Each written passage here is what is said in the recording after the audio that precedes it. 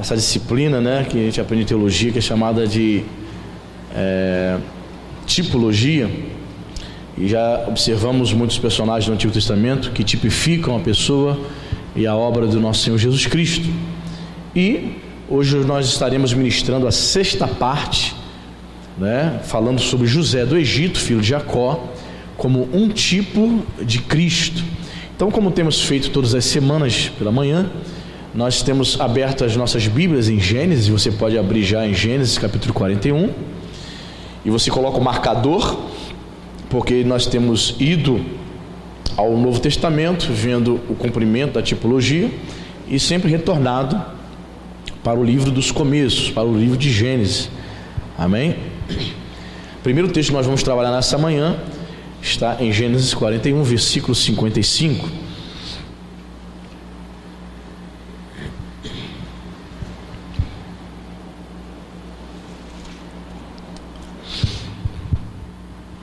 Você achou? Olha o que diz a palavra de Deus, irmãos. Sentindo toda a terra do Egito a fome, clamou o povo a Faraó por pão. E Faraó dizia a todos os egípcios: ide a José, o que ele vos disser, fazei. Procure José. Ok? Vamos ver isso se cumprir no Novo Testamento. João capítulo 2. Temos aqui um tipo bem claro se cumprindo em João, Evangelho de João, capítulo 2, no casamento, na bodas de Caná da Galileia. Um diálogo tipológico se cumprindo. João capítulo 2, versículo 3. Versículo 1, né? João 2,1 diz: 3 dias depois houve um casamento em Caná da Galileia, achando-se ali a mãe de Jesus. Jesus também foi convidado com seus discípulos para o casamento. E tendo acabado o vinho, a mãe de Jesus lhe disse: eles não têm mais vinho. Mas Jesus lhe disse: mulher, que tenho contigo? Ainda não é chegada a minha hora. Então ela falou aos serventes: fazei tudo o que ele vos disser. Olha que interessante, irmãos. Temos a palavra de Faraó. Quando as pessoas procuravam a Faraó, grande fome no Egito, as pessoas procuravam a Faraó: Faraó, estamos com fome, onde a gente rama trigo? Como é que faz aí para comprar? Ele: vai até José, fazei tudo o que ele vos disser. Tudo que ele falar, tem a minha palavra, tem meu aval, procure ele. E vimos aqui no Novo Testamento, Jesus, sua mãe, seus discípulos foram convidados a estar presentes naquelas bodas, e o vinho acaba, você conhece a história, de modo que as pessoas vão até Jesus. Alguns achavam, alguns eruditos acreditam que Jesus estivesse num casamento de algum parente, de alguém muito próximo, de modo que as pessoas procuram a Maria. Acabou o vinho.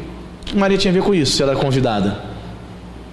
Aí as pessoas vão até Maria e ela, uma mulher, ela: o que eu tenho a ver com isso? Eu vou comprar vinho agora, vou encomendar vinho, vou fazer vinho?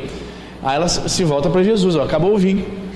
Jesus, alguns acreditam que Jesus é um pouco ríspido com ela aqui, fala: que tenho eu contigo, mulher, e tal. Aí ela se volta para os servos, para os serventes, e diz: olha, fazei tudo o que ele vos disser. Amém? Para quem não sabe, essas, irmãos, são as últimas palavras de Maria no Novo Testamento. É a última vez que vemos uma fala de Maria no Novo Testamento. E é interessante porque é uma fala bem contundente. A última palavra, a última frase de Maria no Novo Testamento, qual é? É a frase onde ela diz: faça tudo o que ele, Jesus, vos disser. Amém? Você sabe que a igreja de Roma, a igreja católica, eles têm aqueles adesivos, alguns ditos populares no meio deles, do tipo que se quer ir até o filho, né, vá até a mãe primeiro. Ou seja, trazendo exaltação, exaltando Maria.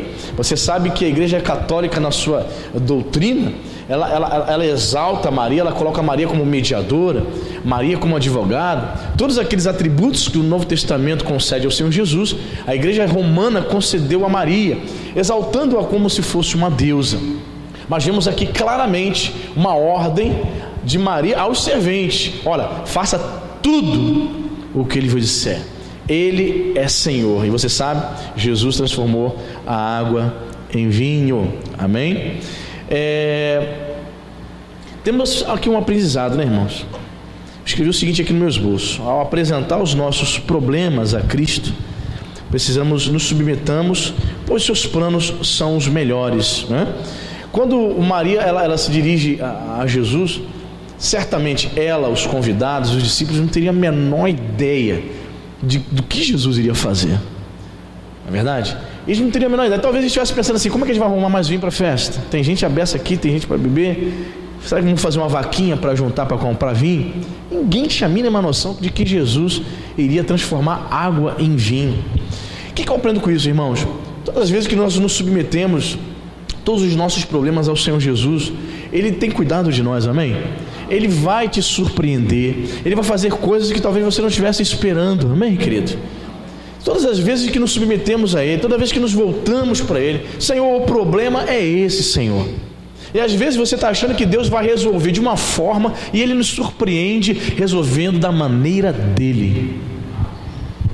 O grande problema é que nós, crentes moderninhos do século 21, temos muita dificuldade de entregar tudo ao Senhor. A gente canta aquela canção antiga da harpa: tudo entregarei, só a ti, bendito Cristo, tudo entregarei, tudo deixarei. Na prática, irmãos, os crentes não têm conseguido fazer muito isso, não. Entregar tudo no altar, confiar plenamente no Senhor, totalmente, fazer tudo o que Ele vos disser. Os crentes não estão fazendo tudo o que Jesus está mandando, e você sabe muito bem disso. É só você observar os crentes de hoje ao seu redor, o crente que trabalha contigo, o crente que faz curso com você na faculdade, o crente do seu vizinho. Muitos crentes verdadeiramente não estão fazendo tudo o que Jesus manda. Então vemos aqui Maria se submetendo ao senhorio e às ordens do Senhor. Não foi Maria que deu as ordens ali. Ela disse: façam tudo o que Ele vos disser. Ela simplesmente dirigiu os servos para Jesus. É Ele que vai resolver os nossos problemas. Amém, queridos? Então aprendemos aqui que devemos fazer tudo o que o Senhor Jesus nos ordena. Amém? Como nós temos dito, o problema dos crentes é que eles não querem fazer tudo, mas apenas algumas coisas. Fazendo algumas coisas, muitos se acham crentes já. Mas não é não, irmão. Não é, de fato, em definitivo, não é. Ontem lá no evangelismo, né, algumas pessoas parando, filmando, né, e perguntando assim: vocês são de qual igreja? Então, vamos fazer isso também lá na nossa igreja, né? E é uma coisa simples, né? Foi uma coisa simples. Algumas pessoas acharam engraçado que muitas pessoas, a gente estava com as caixas de água, né? Algumas pessoas puxavam o dinheiro: quanto é a água? Pedindo para comprar. Não, é de graça. O camarada: de graça? É de graça a água. Teve algumas pessoas que falaram: não queremos água, achando que era aniversário distribuindo água ungida, né? Então na hora do evangelismo tem que ficar atento. Não tem nada a ver, não tem nenhum contexto místico não. É água para matar a tua sede. É uma metáfora. E botamos um cartaz: beba da água da vida, Jesus. Amém? Então as pessoas ficaram surpreendidas. As pessoas passavam e buzinavam, tiravam foto, batiam palmas, porque os crentes não estão fazendo isso, irmão. A igreja não evangeliza. Evangeliza. Então uma coisa simples se torna algo que é só evangelismo. Mas como a igreja não evangeliza, como a igreja está vivendo para si mesma, não está obedecendo o ID, então não está respeitando essa palavra: fazer tudo o que Ele vos disser. A igreja não está indo evangelizar. Essa aqui é a verdade. Perfeito? Aí a pessoa olha para Mateus 28, onde Jesus diz: ide fazer discípulos de todas as nações, ide pregar o evangelho. Mas isso aqui não é só para o pastor. Ele vive disso, né? Ele recebe para isso. Ei, ide fazer discípulos. Ele está falando para todo crente. Todo crente tem a obrigação de ir pregar o evangelho a toda criatura. Aí nós estamos cumprindo esta outra palavra: fazer tudo o que Ele vos disser. Amém, querido? Bendito seja o nome de Jesus. Então vemos aqui mais um cumprimento. José recebendo toda a autoridade de Faraó. Quando as pessoas se dirigiam para Faraó, ele dizia: olha, vai até José, faça tudo o que ele vos disser. Amém? Segundo texto, voltemos para Gênesis. Gênesis agora 42, versículo 7.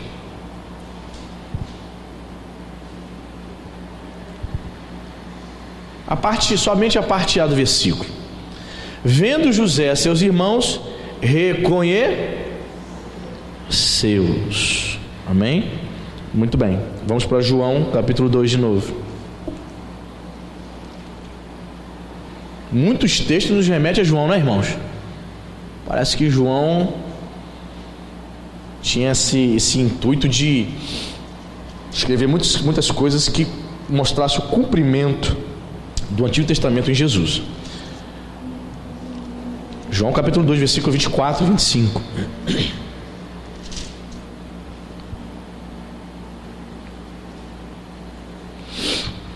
O 23 para a gente entender melhor. João 2, 23 para entender melhor o contexto. Estando ele em Jerusalém, durante a festa da Páscoa, muitos, vendo os sinais que ele fazia, creram no seu nome. Mas o próprio Jesus não se confiava a eles, porque os conhecia a todos. Amém? José reconhece os seus irmãos. Jesus conhecia a todos. Eu quero enfatizar alguns pontos aqui nesse texto. Vamos ver o versículo 25. Diz assim: e não precisava de que alguém lhe desse testemunho a respeito do homem, porque ele mesmo sabia o que era a natureza humana. Amém? Temos aqui um cumprimento muito mais profundo, né? Diz o texto lá que José, obviamente com 30 anos, José com aqueles trajes egípcios. Você sabe que todo egípcio raspava a cabeça, né? Sabe disso, né? Por quê, pastor? Por causa dos piolhos. A praga de piolho era intensa no Egito. Então era costume os egípcios usarem peruca, né? Era costume eles usarem aquele turbante, uma espécie de turbante que você vê muito nos escritos, né? Nas obras deles, nas inscrições, nas paredes e tal, mostrando como eles se vestiam. É claro, né, irmãos? Se maquiavam. Os egípcios, principalmente as mulheres, se maquiavam, os trajes. Nunca, jamais que os irmãos de José iriam poder imaginar que aquele homem de 30 anos ali, vice-governador do Egito, seria o irmão de 17 que um dia eles lançaram numa cisterna para matar. Os irmãos de José não reconhecem a José, mas diz a Bíblia que José de cara reconheceu seus irmãos. Perfeito? E vamos aqui para o Novo Testamento, onde diz o texto, interessantíssimo esse texto, irmãos, que algumas pessoas estiveram na festa da Páscoa, muitos vendo os sinais, os milagres de Jesus, verso 23, que Jesus fazia, muitos creram no nome dele, muitos creram em Jesus como Messias, certo? Mas aí o verso 24 diz: mas o próprio Jesus não se confiava a eles, porque os conhecia a todos. Amém? O que eu aprendo aqui? Essas pessoas que disseram crer em Jesus, muitas vinham a Jesus por curiosidade, irmãos. Muitas vieram aqui até Jesus por curiosidade. Jesus conhecia a motivação que estava no coração deles. Jesus sabia quem eram os verdadeiros e quem eram os falsos. Jesus sabia quem eram aqueles que estavam verdadeiramente querendo seguir ao Mestre. E o verso 24 diz isso. Jesus não confiava neles. Interessante, né, irmão? Jesus não confiava em alguns deles, porque conhecia a todos. O nosso Deus conhece os corações, amém, irmãos? Ele sabia que alguns ali que vieram até ele, dizendo crer nele porque viram os sinais, Jesus sabia que muitos ali não iriam pagar o preço do discipulado. Jesus sabia que muitos que estavam ali não continuariam servindo e seguindo ao Senhor. Eles se impressionaram com os sinais, se impressionaram com os milagres. Então, por isso, irmãos, o que acontece? Muita gente hoje tem vindo à igreja procurar sinais, se impressionando com sinais, com milagres, com as bênçãos. Muitas dessas pessoas não vão permanecer, porque elas não querem pagar o preço do discipulado. Quando os problemas vierem, quando ela tiver que tomar a sua cruz fala de morte, quando ela perceber que precisa morrer todos os dias para si mesmo, o que ela vai fazer? Ela vai retornar. Por isso o texto diz aqui: muitos viram até ele por causa dos sinais, mas Jesus conhecia a todos. Jesus sabia o que estava no coração deles. Jesus sabia quem eram os verdadeiros e quem eram os falsos. Jesus conhece as nossas motivações, amém, irmãos? Nesses 8 anos aqui eu percebo algumas coisas, sabe? Muitas pessoas você batiza, você começa a pregar a palavra, ela gosta, acha legal, começa a frequentar 1 mês, 2 meses, daqui a pouco ela some. E Deus permite encontrá-la na rua, irmão. Minha irmã, meu irmão, sentindo a sua falta. O que houve? Muita luta. Muito problema, né? Desânimo. Meu marido não quer segurar meu filho para me vir à igreja. As desculpas são muitas. Mas sabe o que aconteceu? Quando elas começaram a ser confrontadas em seus pecados, pessoas com mágoa no coração, não quer perdoar. Quando elas começaram a ouvir a verdade, ao invés de elas tomarem uma decisão de largar os seus pecados, de pagar o preço do discipulado, elas regrediram, elas retrocederam. Percebe? Então Jesus sabe, amém, irmão? Eu e você não sabemos. Jesus sabe quem está aqui, quem vai permanecer até o fim, amém, irmão? Jesus sabe, e espero em Cristo Jesus que você permaneça fiel até Jesus voltar, até a sua morte, amém, irmão? Jesus conhecia, mas isso é muito interessante, me chama a atenção. Mas o próprio Jesus não se confiava. Jesus não confiava. Irmãos, é muito ruim trabalhar com alguém que você não confia. Sim ou não, irmão? Em qualquer área, na igreja, no trabalho. Você já trabalhou com pessoas assim, lá no seu setor, lá na sua seção, lá na sua empresa? Você sabe que o camarada não faz o serviço direito. Você pede assim, faz aqui esse negócio. Mas toda hora você tem que ficar vigiando, porque você não confia. Ele não vai fazer direito.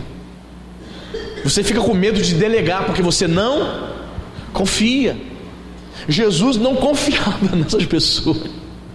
Tipo assim, Jesus deixava elas virem. As pessoas dizem, mestre, estou te seguindo. Jesus, segue, pode vir. Mas Jesus não confiava nela.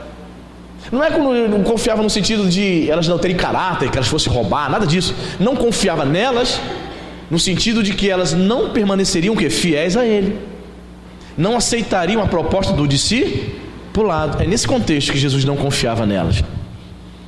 Você entende? Eu sei que tem pessoas que vão frequentar aqui, irmãos. Eu sei que tem pessoas que vão se batizar aqui, mas eu não posso confiar que elas perseverarão até o fim. Infelizmente nós sabemos disso. É a função do pregador pregar. É o indivíduo que precisa permanecer, perseverar até o fim.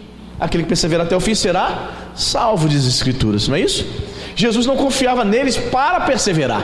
Jesus percebia que eles não estavam firmes. E existem pessoas assim na igreja, está 5, 10 anos, e você percebe que ela não está firme, irmão. Você tem aquela sensação, eu não sei se você sente isso, você que é um crente fiel, você tem aquela sensação que a pessoa não vai aparecer na próxima semana nunca mais? Tem um crente que você olha e tem essa sensação, dá um medo. Fala, Jesus, tomara que essa pessoa se firme, Senhor. Dá um medo porque ela não é firme. Eu não confio que ela semana que vem vai estar aqui buscando a Deus, porque ela não é firme. É isso que Jesus estava dizendo. É isso que João percebe e declara para nós.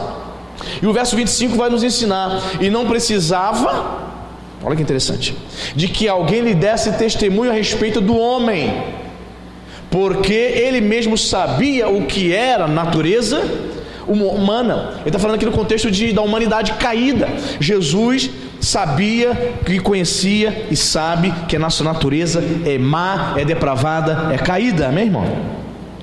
Jesus vê, irmãos, o homem, Jesus nos vê como se estivesse vendo um outdoor, um anúncio no outdoor.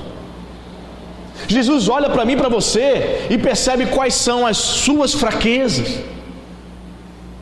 Você olha para mim, mas você não sabe qual é a minha fraqueza, porque todas as vezes que você me olha é aqui na igreja pregando fé. Pastor é super-homem, não tem fraqueza nenhuma, mas eu tenho. Quem sabe das minhas fraquezas? O Senhor Jesus. Quem conhece as suas fraquezas? O Senhor Jesus. Ele vê a tua vida, Ele vê o teu coração, como se estivesse vendo um outdoor gigante na Via Lagos, amém, irmão? Ele vê. Jesus mesmo, ninguém precisava, interessante a declaração de João, ninguém precisava chegar até Jesus e ensinar para ele isso. Olha, mestre, cuidado com os homens, porque os homens possuem uma natureza caída. Confia não, estão dizendo que estão crendo no Senhor, mas não está não. Ninguém precisava dizer isso para ele, porque Jesus conhecia o homem. Jesus conhecia a natureza humana. Jesus conhece a nossa natureza, amém, irmão? Jesus sabe da nossa natureza, as nossas inclinações, as nossas paixões, sabe que somos suscetíveis a falhar, a errar. É por isso que você e eu precisamos nos apegar a Jesus todo dia, para permanecermos firmes na presença dele, amém, irmão? Precisamos, porque Jesus conhece a nossa natureza. É interessante isso, né? Jesus conhece a nossa natureza, e penso eu que nós precisamos também ter essa consciência de que a nossa natureza é caída. O pregador, o crente, qualquer crente que seja, qualquer função que ele tenha na igreja, se ele não tiver essa consciência de que mesmo em Cristo ele pode cair, ele está suscetível a erro, se ele se achar super-homem, a partir do momento que ele acha que é impecável, não tem pecado, eu sou tão perfeito que eu não peco. A partir do momento que ele achar isso, perigo, se armadilha do diabo. A altivez no coração dele começa a tomar conta, e aí vem a queda, né? Diz o Provérbios, né? O sábio vai dizer que a soberba precede a ruína, a queda. A soberba, a altivez, o orgulho precede a ruína, precede a queda. Então o indivíduo, antes de cair, antes ele tornou-se o quê? Soberbo. Percebe? Jesus conhece a nossa natureza, e nós, pela palavra de Deus, temos que ter também essa consciência que mesmo servindo a Deus, se não vigiarmos, podemos falhar, podemos cair. Por isso que temos que nos apegar ao Senhor e o buscar de todo o nosso coração. Amém? Então vemos aqui o segundo cumprimento, a segunda tipologia, onde José reconhece os seus irmãos. E aqui Jesus conhece os homens, conhece seus irmãos, os judeus. É interessante, podemos fazer até mesmo outro link também, que os irmãos de José não reconheceram, mas a gente vai ver isso, a gente vai comentar sobre isso também. Agora não, temos lá para Gênesis 42. Versículo 7, a parte B, mas vamos ler ele todo, vendo, Gênesis 42, 7. Vendo José seus irmãos, reconheceu-os, porém não se deu a conhecer, e lhes falou, repita comigo, asperamente. Ele lhes perguntou: de onde vindes? Responderam: da terra de Canaã, para comprar mantimento. Percebe? José reconhece seus irmãos lá na corte egípcia. Os irmãos dele não reconhecem. Ele percebeu que os irmãos dele não reconheceram, ele manteve a pose ali, né? Manteve o disfarce e tratou os irmãos dele com ignorância. Ele foi áspero. De onde vocês vieram? O que vocês querem aqui? Imagina, irmão, o monarca, o dono do Egito, gritando contigo, tratando você asperamente. Você imagina que você vai morrer. Meu Deus, se eu dar um espirro aqui, ele me manda me matar. Diz aqui que ele tratou os seus irmãos com dureza, asperamente. Vamos ver aqui o cumprimento em Jesus. Mateus capítulo 6. João 6. Evangelho de João.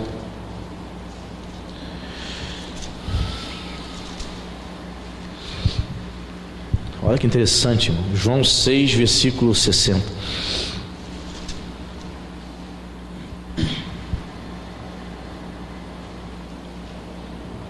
Achou? Amém?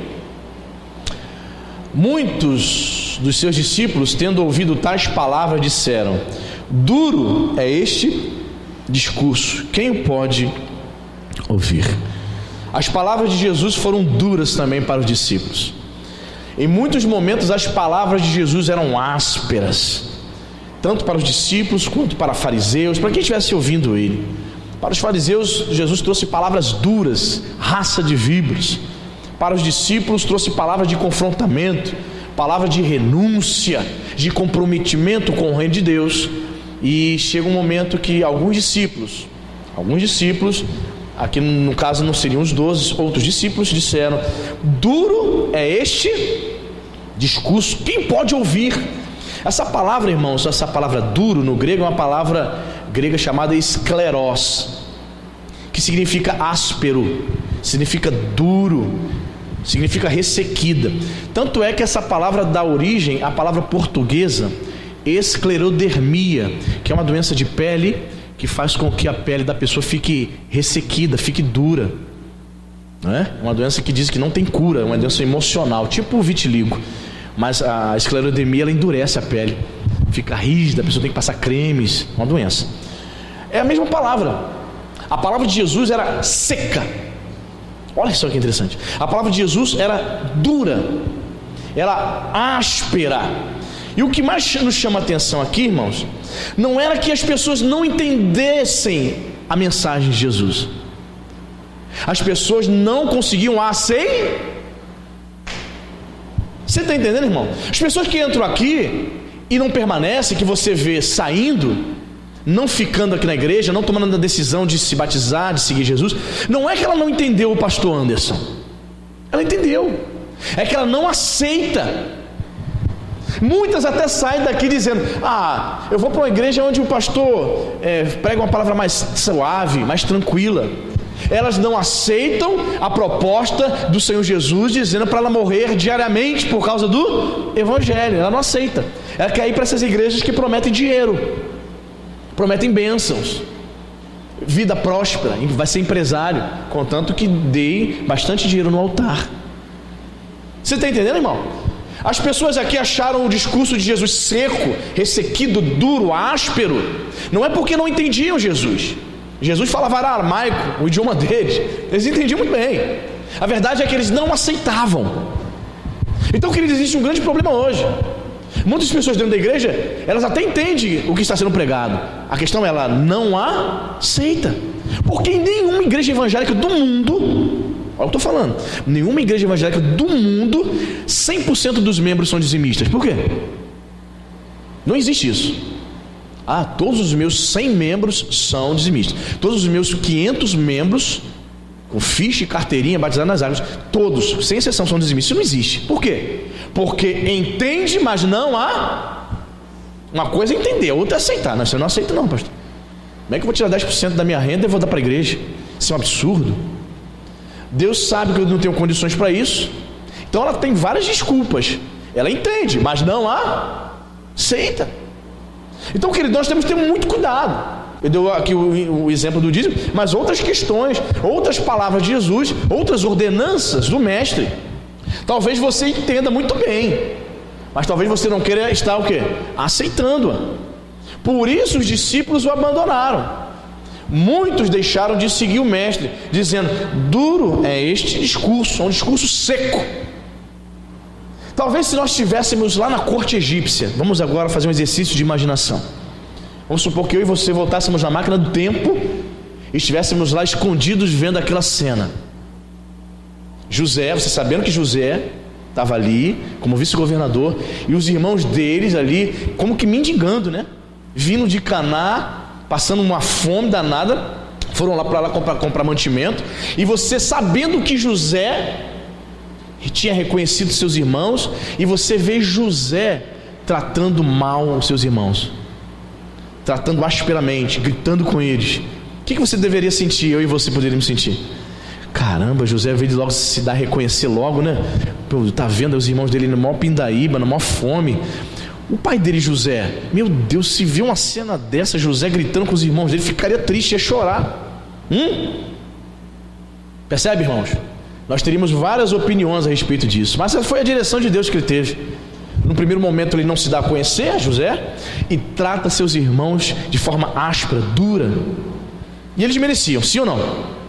Tentaram matar o menino José. Eles mereciam uma dura, uma prensa. Percebe, irmão? Muitas vezes o povo precisa, para se despertar, de palavras duras, sim. Palavras ressequidas, secas, a verdade nua e crua. E Jesus não poupava ninguém, ele trazia a verdade, porque ele amava aquelas almas. Amém, irmãos? Nós precisamos aprender isso. Jesus falava duro, de forma áspera com aquelas pessoas. A versão NVI, que é a nova versão internacional, diz acerca desse versículo, ela diz assim, escreve assim: muitos dos seus discípulos, tendo ouvido tais palavras, disseram: duro é este discurso, quem pode suportar? A nossa versão diz: quem é que pode ouvir? Quem é que pode suportar? Queridos, sabe quem suporta as palavras de Jesus? Aquele que nasceu de novo, amém, irmão? Só suporta as palavras de Jesus aquele que quer Deus. Como diz aquela canção antiga: eu quero é Deus, não importa o que vão pensar de mim, eu quero é Deus. Quem quer Deus, ele não acha as palavras de Jesus duras, não. Ele entende que o Senhor Jesus está repreendendo ele para que ele possa estar no centro da sua vontade. Ele não vê aquela palavra como: tadinho de mim, eu não merecia isso, essa palavra dura, essa palavra áspera. Não, ele vê como algo necessário para o crescimento dele, amém, irmão? Precisamos ouvir. Então a questão é: quem é que pode suportar uma palavra aqui, uma pergunta, e eu respondo: só suporta palavras ásperas de Cristo aquele que nasceu de novo, aquele que quer algo com Deus verdadeiramente. Se a pessoa chegar aqui, ouvir o Evangelho, e ela não quer nada com Jesus, ela vai ouvir a primeira palavra mais áspera de confrontamento de Cristo, do Evangelho. Sabe o que ela vai fazer? Vai embora.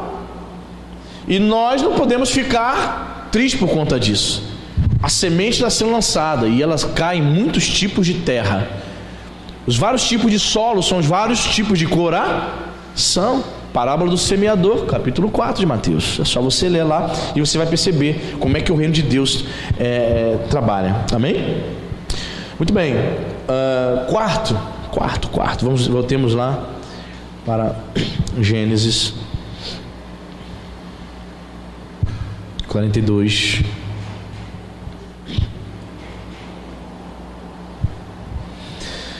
Gênesis 42, versículo 8 diz: José reconheceu os irmãos, porém eles não... Caramba, já até sabe, né, o cumprimento, né? João capítulo 10, esse aqui está bem claro, né, bem óbvio. Os irmãos de José não reconheceram Jesus. Vamos ver isso em João capítulo 1, versículo 10 e 11. Interessante, irmãos.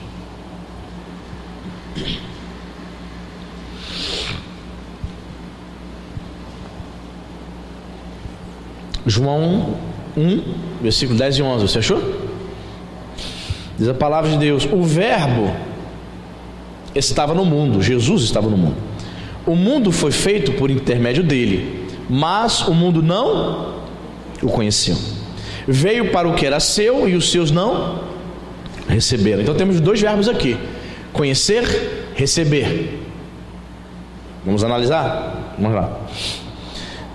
Essa palavra que não conhecer vem do grego gnosko, daí vem o termo gnose, né, conhecimento, que tem o sentido de conhecer, reconhecer ou estar em relacionamento com fulano, com determinada pessoa.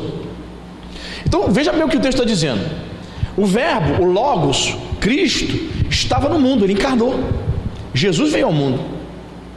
O mundo foi feito por intermédio dele, o cosmos, né, toda a criação. Mas o mundo, as pessoas que habitam nesse mundo, não o conheceram, não o reconheceram como Deus. Jesus, através das suas prédicas, através dos seus sinais, deu toda a dica de que era o próprio Deus encarnado. Mas o povo judeu, seus irmãos judeus, não o reconheceram. Não conheceu e nem reconheceram como Deus. E podemos fazer aqui a aplicação da terceira interpretação: eles não se relacionaram com ele, não quiseram se relacionar com o mestre, não quiseram acatar as palavras do mestre. Muitos seguiram a Jesus interessados em comida. Alguns estavam interessados em libertação política, não odiavam pagar impostos para Roma, e viam em Jesus uma esperança de se libertar do imposto, da dívida. Não é assim? Muita gente vem para a igreja: Senhor, eu quero vir para a igreja porque eu quero emprego, quero me libertar da dívida. As motivações pelas quais as pessoas procuram seguir Jesus são muitas, né, e variadas, mas são motivações equivocadas. Ou seja, Deus não está te chamando para você ficar rico, milionário. Está entendendo, meu irmão? A proposta do Evangelho é para que você se relacione, tenha intimidade com o Filho de Deus. Amém, querido? Mas muitos crentes não querem ter. Talvez você esteja aqui e você não quer pagar o preço. Você diz: pastor, eu trabalho muito, não tenho tempo para nada. Você tem tempo para trabalhar fora, você dedica 10, 12 horas ao seu patrão. Você tem tempo para tomar café, você tem tempo para almoçar, para jantar. Mas diariamente, para abrir as escrituras e perceber Deus falando contigo, você não tem esse tempo. Então eu percebo que você não quer se relacionar com o Senhor. Perceba que você está sendo omisso nesse quesito, e não é para ser. Amém, querido? Precisamos nos relacionar. Como é que eu vou me relacionar com o Deus da palavra? Através da oração e através da meditação daquilo que Ele fala e diz, me ensina. Amém, queridos? Reconhecer ou deixar de conhecer o Senhor é deixar de se relacionar com Ele. Um Deus que você não vê, mas que pela fé você percebe que Ele está perto de você, através da consciência daquilo que Ele revela na sua palavra. Ele se revela de forma grandiosa, irmão. Ele se revela de forma gloriosa para aqueles que creem, para aqueles que amam a sua palavra, para aqueles que meditam na sua lei. Você quer perceber, você quer notar como nós estamos muito aquém de quem verdadeiramente ama a palavra? Você tem uma noção? Os escribas no Antigo Testamento, no Novo também, os escribas, as pessoas, os judeus comuns, sabiam salmos de cor. Não é um salmo 23 não, salmo 91 não. Sabiam 10, 20, 30 salmos de cor. Os escribas tinham de cor livros inteiros. Você sabe o que é isso, irmão? Você decorar um livro inteiro da Bíblia, Êxodo. Você tem noção do que é isso, irmão? Um texto enorme, decorado de cor, sabe, de cor e salteado, tudo. Para você ver o nível de intensidade como o povo judeu amava a palavra, no caso o Antigo Testamento. E os cristãos? E os cristãos? Certo missionário do século XIX, ele leu a Bíblia toda durante sua vida mais de 200 vezes, e todas as vezes foi de joelhos. Veja o nível de reverência. Estamos bem distantes, né, irmão? A maioria dos crentes nunca lê nem o Novo Testamento, e o crente, ele leu a Bíblia toda 200 vezes durante sua vida. Vamos dizer que tenha morrido com 60 e poucos anos de idade, e todas foram de joelhos, em sinal de reverência. Você imagina? Você ler toda a Bíblia de joelhos, pedindo graça: Senhor, eu quero entender a tua palavra. Percebe, irmão? Como está faltando esse desejo de conhecer, de reconhecer, de se relacionar com o Mestre? Falta em muitos crentes. Faltou no povo judeu que não reconheceu Jesus e deixou de se relacionar com Ele. Faltou o povo judeu em sua maioria. Falta também muitas pessoas hoje que se dizem cristãs dentro da igreja, esse relacionamento. Então vemos o primeiro verbo aqui, ó, conhecer. O segundo está no versículo 11. Veio para o que era o seu, os seus não receber. O segundo verbo é o verbo receber. Conhecer, reconhecer e receber. A palavra grega é uma palavra grega chamada paralambano, que significa receber, levar ao lado de. É um verbo também comum para dar boas-vindas a um visitante. Ok? O povo judeu deu boas-vindas a Jesus, irmãos. Seja bem-vindo, filho de Deus. Nada, no final da história você sabe. Crucifica-o. A quem vocês desejam que seja livre? Jesus ou Barrabás? Barrabás, solta Barrabás. E Jesus? Crucifico. Tem certeza? Crucifico. É engraçado, irmãos, que alguns manuscritos do Novo Testamento Antigo dizem que o nome de Barrabás também era Jesus, porque Jesus era um nome comum na época. Yeshua, que significa o Senhor é Salvador. E alguns manuscritos antigos, não estão nas nossas versões hoje, mas antigos, dizem assim, Pilatos falando assim: a quem vocês querem que eu solte? Yeshua Barrabás, Jesus e Barrabás, ou Yeshua o Cristo? Tem dois Jesus para escolher. Escolheram errado, né, irmão? Barrabás, bandido. Tem pessoas que estão escolhendo um Deus imaginário. Se você entrar na página do nosso Facebook, você vai ver a postagem que colocamos, acho que ontem ou anteontem, onde diz o seguinte, que nós devemos nos apegar ao Senhor e prestar atenção. Não lembro bem a frase em si, mas o contexto é o seguinte: para que nós não nos peguemos crendo num Deus da nossa imaginação. Existem dois tipos de Jesus: o Jesus da Bíblia que você precisa crer, amém? E um Jesus imaginário que tem muito crente imaginando aí. O Deus da imaginação dele. A crença, a fé dele está baseada no que ele acha a respeito de Deus. A fé dele está baseada naquilo que ele pensa, naquilo que ele imagina. É um Deus, é um bezerro de ouro criado pela imaginação dele. As Escrituras dizem que devemos servir e adorar o Deus da Bíblia, o Deus que se revela com seus atributos, o Deus da Bíblia. Não é o Deus da sua imaginação. Amém, irmão? Muito cuidado para não escolhermos os dois tipos de Jesus, como fizeram no passado: Yeshua Barrabás e Yeshua Christos. Você entende, irmão? Então, percebemos aqui que não houve boas-vindas. Não reconheceram e nem o receberam. Podemos também dizer que hoje acontece o seguinte: algumas pessoas reconhecem, chegam aqui nessa igreja, ouvem a mensagem, elas reconhecem. Se perguntar para ela assim: Jesus, o que é Jesus? Quem é Jesus para você? Jesus é meu Senhor, meu Salvador. Ela reconhece. Ele é o Messias prometido. Aí eu pergunto: já o recebeu? Não. Então há uma diferença também entre reconhecer, saber que Ele é Deus, o Messias, e receber. Aí o versículo 12, que é muito conhecido nosso, vai dizer: mas a todos quantos o receberam, deu-lhes o poder ou o direito de serem feitos filhos de Deus, a saber, aos que creem no seu nome. Não basta apenas reconhecer, tem que recebê-lo como o seu único e suficiente Salvador. Dá boas-vindas para o Mestre na sua vida. Está entendendo isso, irmão? Então é possível saber, reconhecer que Jesus é Senhor, mas ao mesmo tempo a pessoa não o recebe na sua vida. Amém, irmão? Percebe a diferença? Então temos dois verbos aqui: conhecer e receber. Então, voltando para José, a gente percebe que seus irmãos não o reconheceram. Os judeus, Jesus era judeu, amém?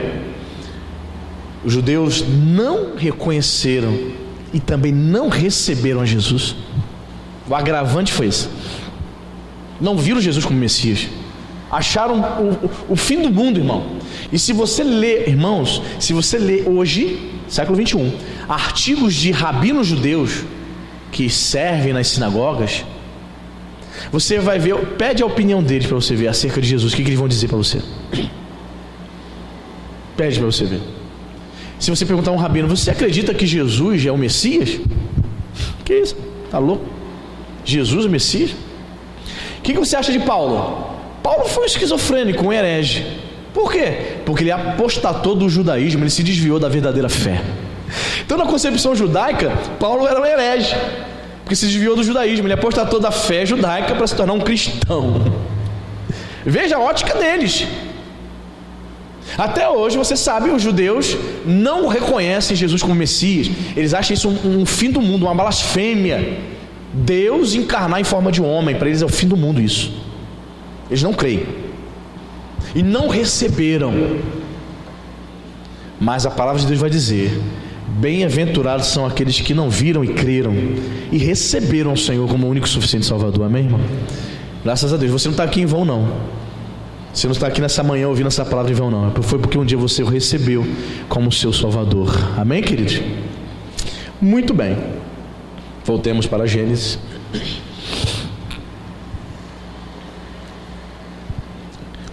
Gênesis 42, versículo 21 a 22.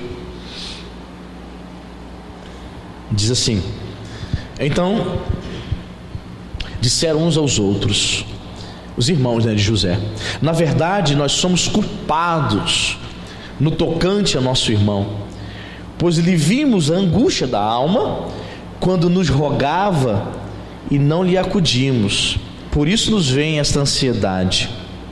Respondeu-lhes Rúben: não vos disse eu, não pequeis contra o jovem, e não me quiseste ouvir? Pois vedes aí que se requer de nós o seu sangue. Olha, aliás, Rúben foi o único que ficou com receio, né? Mas ele não fez nada para impedir os outros irmãos de maltratarem José. Rúben ficava com a consciência pesada e fez essa declaração: pois vedes aí que se requer de nós o seu sangue. Mateus 27, no Novo Testamento.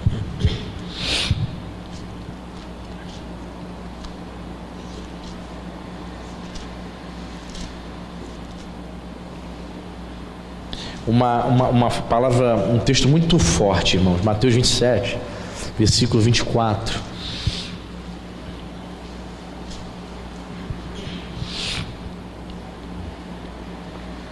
Mateus 27, versículo 24 e 25, diz assim: vendo Pilatos que nada conseguia, antes, pelo contrário, aumentava o tumulto, mandando vir água, lavou as mãos perante o povo, dizendo: estou inocente do sangue deste justo, fique o caso convosco. E o povo, olha só, irmãos, e o povo todo, foram apenas 10, 15 não, todo o povo respondeu: caia sobre nós o seu e sobre os nossos filhos. Olha o link. A versão, irmãos, NVT é uma nova versão da Bíblia que está aí no mercado, chama-se Nova Versão Transformadora. Ela traduz esse texto desta maneira: que nós e os nossos descendentes sejamos responsabilizados pela morte de Jesus. Puxa vida, hein? Então essa expressão, que o seu sangue cai sobre nós, é uma declaração tipo assim: nós somos responsáveis pelo que acontecer. Rubens estava dizendo: nós somos responsáveis, sim, somos culpados, porque eles achavam que José estava morto. Os irmãos de José disseram: somos responsáveis pelo sangue dele, o sangue dele está sendo requerido. Fomos responsáveis, matamos ele, deve estar morto. Por quê? Porque no último momento eles libertam José da cisterna. José ia morrer lá na cisterna. Para fazer o quê? Para vendê-lo como escravo para a caravana de ismaelitas. Ele foi vendido como escravo. E escravo durava pouco, irmão. Descartável. Na concepção dos irmãos José, ele já estaria morto o quê? Muito tempo. Então eles já estavam, as declarações deles eram de que José já estivesse morto. Aí eles ficaram com a consciência pesada. É o sangue deles. Nós somos responsáveis diante de Deus. Estavam sentindo-se culpados. Aí você vai para o Novo Testamento, hipocritamente Pilatos lava as mãos. Irmãos, mas bem, Pilatos estava lavando as mãos, dizendo: eu sou inocente do sangue desse justo. Diante de Deus, Pilatos realmente era inocente, irmão? Claro que não, né? Ele estava se enganando ali. Perfeito? Aí você vê o povo, e o povo todo respondeu, gritando, eufórico: caia sobre nós o seu sangue, sejamos nós responsáveis. E aí, irmãos, por conta deste versículo, eu quero dizer para os irmãos que muitos judeus foram mortos, principalmente na Idade Média, por conta de alguns cristãos que culpavam e até hoje culpam os judeus pela morte de Jesus. Você sabia disso? Odeiam os judeus. Não sei se você sabe, Lutero tem alguns escritos, alguns livros no final da vida dele, no qual ele faz declarações antissemitas, coisa pesada. Lutero é elogiado, né, como o grande reformador, como tradutor da Bíblia para o alemão. Parabéns para você, legal.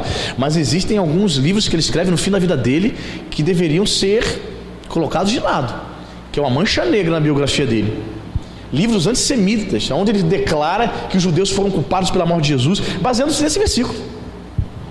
O povo judeu é responsável pela morte de Jesus. E alguns estudiosos, estava consultando alguns comentários bíblicos, dizem que seria uma espécie de automaldição que o povo judeu proclamou e invocou para si mesmo. Eis a razão porque foram quase exterminados na Segunda Guerra Mundial. Eis a razão porque ficaram quase 12.000 anos sem terra, perambulando por todos os países e todas as nações do mundo. Eis a razão porque é um povo perseguido até hoje. Eis a razão porque eles teriam invocado essa maldição. Irmãos, eu quero assim refletir com os irmãos e penso que, até escrever aqui no meu esboço o seguinte: a condenação que eles invocaram de fato está sobre a vida de todo aquele que rejeita a Jesus, não apenas dos judeus. Todo aquele que rejeita Jesus como Messias, seja judeu ou não, é responsável pela morte de Jesus, é culpado. Era para nós estarmos na cruz, mas ele foi para a cruz. Tanto é que o sacrifício de Jesus é substitutivo. Você já ouviu essa expressão? O sacrifício de Jesus é um sacrifício vicário. O que significa isso? O sacrifício vicário é um sacrifício substitutivo. Jesus nos substituiu na cruz. Era para mim e para você ter ido para lá. Nós fomos responsáveis pela morte de Jesus. Ele morreu pelos nossos pecados. Quem está entendendo? Pois é. Essa versão, eu gostei muito dessa versão, essa tradução da NVT, que nós e nossos descendentes sejamos responsabilizados pela morte dele. Outros estudiosos acreditam que o Senhor puniu a nação de Israel 40 anos depois dessa fala aqui. Quando, pastor? Anos 70 depois de Cristo. O general Tito, que posteriormente se tornaria imperador de Roma, ele entra dentro de Jerusalém e mata milhares de judeus, destrói Jerusalém e põe abaixo o templo. Lembra o sermão profético de capítulo 24 de Mateus? Jesus dizendo: eis que não ficará pedra sobre pedra. 40 anos depois, a palavra de Jesus se cumpriu literalmente. Os romanos, as legiões romanas entraram em Jerusalém, destruíram tudo. Eu fico tentando imaginar, irmão, como é que você, com os recursos da tecnologia de 2000 anos atrás, como é que alguns soldados conseguem derrubar muralhas? Um templo levou anos para ser construído. Eu fico tentando imaginar isso. Eu tento me lembrar assim, filmes épicos, catapulta, com fogo, pegando fogo, não sei. Sei que eles destruíram, milhares de pessoas morreram. E interessante no sermão profético de Mateus capítulo 24, que Jesus diz que quando viesse os prenúncios da tribulação, porque foi uma espécie de pré-tribulação, digamos assim, um resquício de tribulação, quando os romanos entraram em Jerusalém, Jesus disse: fujam para os montes. E muitos cristãos judeus, ou judeus cristãos, se lembraram das palavras de Jesus. E quando Roma entra para destruir Jerusalém e mata milhares de judeus, muitos crentes judeus já tinham se refugiado nos montes, onde não foram alcançados pelos soldados romanos. Isso é história, tá, irmão? Não está na Bíblia não, isso é história dos judeus. Percebe isso? Então, muito bem, a gente aprende uma lição aqui. Todo aquele, não somente judeus, mas todo aquele, gentios e judeus, que rejeitam a Jesus, ele se torna culpado. A ira de Deus, como dizem as Escrituras, permanece sobre ele. O que essa expressão ira de Deus significa? Significa que sobre ele a condenação permanece. Ele não é salvo, ele não é bem-aventurado, não existe a bênção de Deus. Uma palavra pesada que em português nós usamos é uma palavra maldito. Você é maldito, uma palavra pesada, né? No contexto da língua portuguesa. Mas o que significa uma pessoa maldita? É uma pessoa que não tem a bênção de Deus. Maldição é a ausência da bênção. E a maior bênção que podemos ter na vida é a salvação eterna. Então uma pessoa, ela podemos assim dizer, claro que você não vai no evangelismo dizer: opa, você é maldito, hein? Ela vai se ofender por causa do nosso contexto da língua portuguesa. Mas sobre ela existe a salvação, a bênção da salvação? Não. Sobre ela permanece a ira de Deus. Então ela é maldita, ela não é bendita, ela não é bem-aventurada. Deu para você entender isso, irmão? Então alguns estudiosos, se você for pesquisar mais sobre isso, você vai perceber que alguns estudiosos acreditam que o povo de Israel, representado por esse grupo diante ali do tribunal de Pilatos, escolhe libertar Barrabás e crucificar Jesus. Eles ali teriam feito uma espécie de oração, invocar uma maldição para si mesmo. Coisa forte, né, irmão? E de fato, até hoje o povo judeu não reconhece e não recebe a Jesus como Salvador. Mas se você é uma pessoa estudiosa que gosta de estudar a Bíblia, você vai notar, vai perceber que no futuro, que não está muito distante, Israel, no final da grande tribulação, vai se converter em massa, amém? Reconhecerão aqueles que um dia eles transpassaram, amém, queridos? Segundo as profecias do Antigo Testamento. Bendito seja o nome de Jesus. Quem entendeu essa palavra? Graças a Deus, que nós possamos nos apegar ao Senhor, que possamos não somente reconhecê-lo, mas como recebê-lo como Senhor das nossas vidas, hoje e sempre. Amém. Amém? Fique de pé, vamos agradecer ao Senhor por essa palavra. Aleluia. Senhor Deus, muito obrigado, Pai. Obrigado, Senhor, porque a Tua palavra nos abre o entendimento. Obrigado porque a Tua palavra nos traz iluminação, nos traz revelação, nos traz graça e renova, Senhor, o homem interior, para que possamos permanecer fiéis até a Sua volta, ou até o dia em que nós partimos desta terra, até o dia em que o Senhor nos levará para o paraíso, para guardarmos a ressurreição dos mortos. Muito obrigado, Pai, porque o Senhor tem nos ensinado que devemos buscar em primeiro lugar o reino dos céus. O Senhor não nos chamou, Senhor, para buscarmos fama, riqueza, dinheiro. O Senhor não nos chamou, Senhor, para sermos importantes, para buscarmos a glória desse mundo. O Senhor nos chamou para termos um relacionamento com o Filho de Deus. Obrigado, Jesus, que o Teu Espírito Santo a cada dia nos conduza a este relacionamento. Queremos servir ao Senhor, não pelas bênçãos que o Senhor pode nos conceder, mas pelo que o Senhor é, o Filho de Deus, o Salvador, sim, o Pai da eternidade, o Príncipe da paz. Te adoramos, Pai, te bendizemos de todo o nosso coração. Meu Deus, que o Senhor possa trazer um despertamento para esta igreja, que os meus irmãos, ó Pai, em nome de Jesus, possam buscar a Ti com mais fervor, possam, Pai, se deleitar, meu Pai, na palavra de Deus. Sim, Pai, quando nós vemos relatos, meu Pai, de como este missionário, Pai, leu a Tua palavra 200 vezes durante a sua vida, de joelhos, percebemos, meu Pai, nos envergonhamos muitas vezes, Pai, e nos envergonhamos porque muitos de nós temos sido negligentes examinando as Escrituras. Muitos de nós não tivemos, meu Pai, a ousadia, a coragem. Deixamos que a preguiça, Senhor, que o pecado tome conta do nosso coração, de modo que muitos não conseguiram sequer ler o Novo Testamento. Pai, em nome de Jesus, desperte esta igreja para amar a palavra de Deus.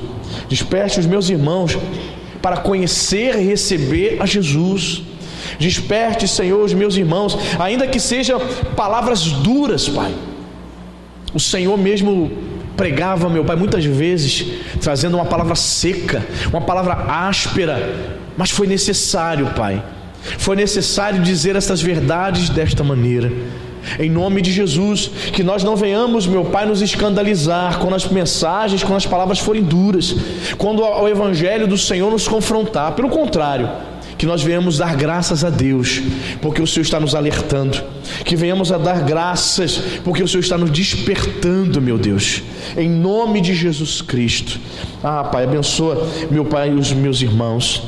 Sim, Pai, nós aprendemos, meu Senhor, e queremos colocar em prática, meu Pai, nas últimas palavras de Maria: fazei tudo o que Ele vos disser.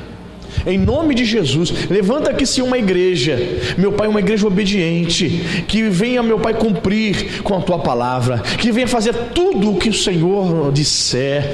Meu Pai, nós não queremos cumprir, meu Pai, com a Tua palavra parcialmente, não, Senhor, mas de todo o coração queremos obedecer na íntegra, para Teu louvor e para a Tua glória.